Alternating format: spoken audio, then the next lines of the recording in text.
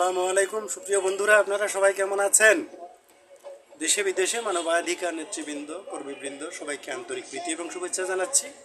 আমরা দুই ভাই, দুই মানবাধিকার কর্মী হিউম্যান রাইটস সিভিল সোসাইটির কেন্দ্রীয় কার্যালয় থেকে আমরা আপনাদের সাথে সামিল হয়েছি, আপনাদের সামনে এসেছি।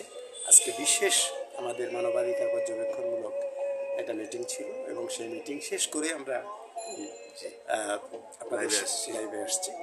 আপনারা সবাই কেমন আছেন জানাবেন, যোগাযোগে থাকবেন, যোগাযোগে রাখবেন। যেহেতু সোশ্যাল কমিউনিকেশনে সবাই রয়েছেন দেশে বিদেশে, তো সুতরাং এখন যোগাযোগের মাধ্যমটা অনেক উন্নত হয়েছে যে আমরা পৃথিবীর যে প্রান্তেই থাকি আমরা কাছাকাছি থাকি।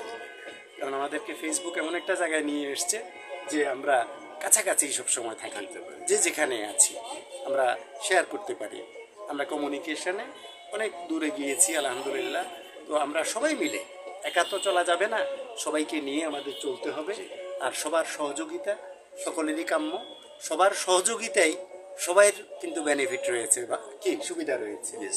কারণ কাউকে পিছনে রেখে কোনো পথ চলা কারো মসৃণ হয় না।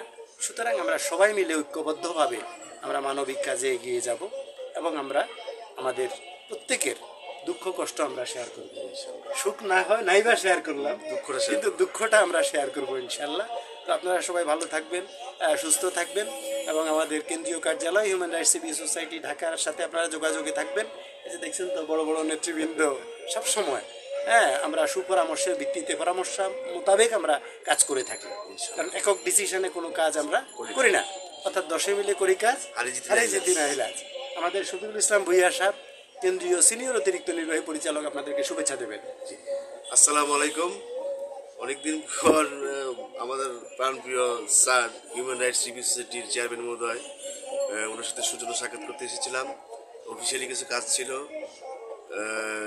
আপনারা সবাই আমাদের জন্য দোয়া করবেন এবং মানবতার জয় হোক। হিউম্যান রাইটস সিভিল সোসাইটি যাতে আরও এগিয়ে যেতে পারে, মানুষের কল্যাণে কাজ করতে পারে, সেই আশাবাদ ব্যক্ত করে আমি শেষ করছি। আসসালামু আলাইকুম।